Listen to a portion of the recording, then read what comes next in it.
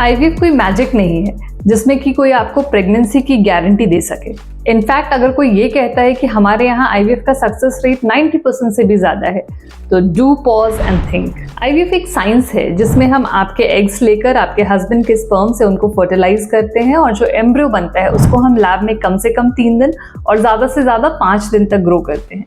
ये जो 5वें दिन का एम्ब्रियो होता है इसे हम ब्लास्टोसिस्ट कहते हैं और ये एम्ब्रियो जब हम आपके यूट्रस में जाकर प्लेस करते हैं और यहाँ इम्प्लांटेशन होता है तो आपकी प्रेगनेंसी आती है। और इन एम्ब्रियोज की क्वालिटी डिपेंड करती है आपके एग हेल्थ पर, आपके स्पर्म हेल्थ पे, आपने जो इंजेक्शंस लिए हैं उन पर, आपके लैब पर, आपके एम्ब्रियोलॉजिस्ट पर कभी कभी आईवीएफ में कुछ ऐसे रिजल्ट्स आते हैं जिसके लिए कि आप मेंटली रेडी नहीं होते। जैसे कि हमें अल्ट्रासाउंड पे फॉलिकल्स तो दिख रहे थे पर जब हमने उन्हें एस्पिरेट किया तो उसमें कोई एग ही नहीं था।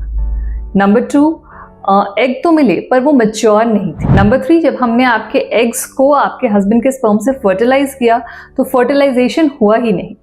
नंबर 4, आपके एम्ब्रियोज डे 3 तक तो बने पर जब हम उन्हें आगे डे 5 तक लेकर गए तो कोई भी एम्ब्रियो डे 5 तक पहुंचा ही नहीं। नंबर 5, जब हमने पीजीटीए यानी pre genetic testing for aneuploidy किया तो फिर कोई भी एम्ब्रियो जेनेटिकली नॉर्मल ही नहीं निकला। ये रिजल्ट्स बहुत कॉमन नहीं है पर हाँ, जब ये होते हैं तो फिर कपल इमोशनली टूट जाता है क्योंकि पहले कभी किसी ने आपको इसके बारे में बताया ही नहीं। पर इम्पॉर्टेंट बात ये है कि अगर एक बार ऐसा हुआ तो इसका ये मतलब बिल्कुल नहीं है कि आप कंसीव ही नहीं कर सकते। जरूरत है रीइवैल्यूएट करने की और प्लान को थोड़ा चेंज करने की।